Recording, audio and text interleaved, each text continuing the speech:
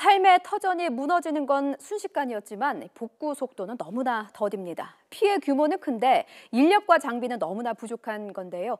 주민들은 도움의 손길을 애타게 기다리며 일상으로의 복귀를 희망하고 있습니다. 현장으로 가보겠습니다. 백준규 기자. 나와 있습니다.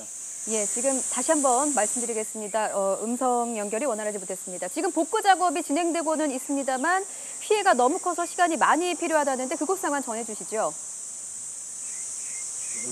네, 그렇습니다. 이곳은 시간당 90mm가 넘는 폭우가 쏟아진 곳입니다. 그렇기 때문에 산사태가 발생한 현장인데요. 지금 제 뒤를 보시면 토사가 가득 쌓여 있는 모습을 보실 수 있을 겁니다.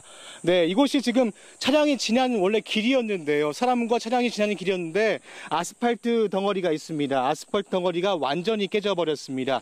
제 뒤를 보시면 흙더미가 약 1.5m가량 높이로 쌓여 있는 모습을 보실 수 있을 겁니다. 나무가 뿌리채 뽑혀 있는 모습도 보실 수 있을 텐데요.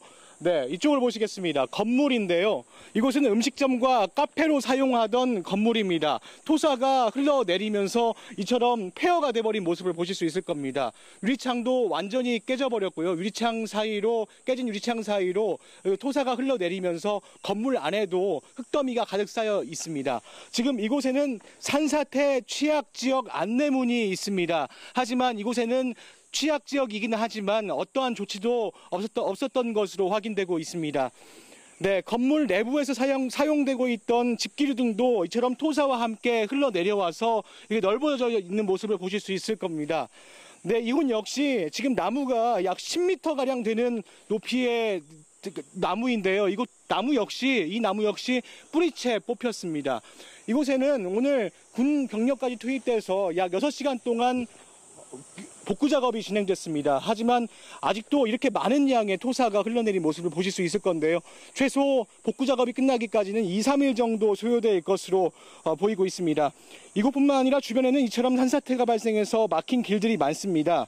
또 하천가에는 쓰레기와 흙더미가 가득 쌓여 있고 하천 다리가 불어난 물에 가라앉아서 V자로 된 곳도 있습니다. 복구 작업을 서두르고는 있지만 피해 상황이 심각하기 때문에 피해 규모도 더 늘어날 것으로 보입니다.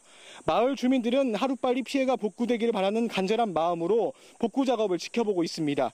하지만 인력이 부족해서 복구 작업의 속도는 더딘데요.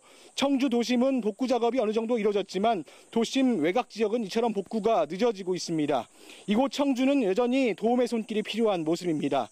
상황이 심각해지자 정부에서는 충북 4개에서 5개 시군의 특별 재난지역 지정을 검토하고 있습니다.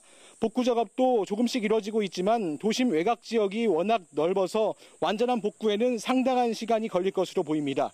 지금까지 충북 청주시 낭성면에서 YTN 백종규입니다.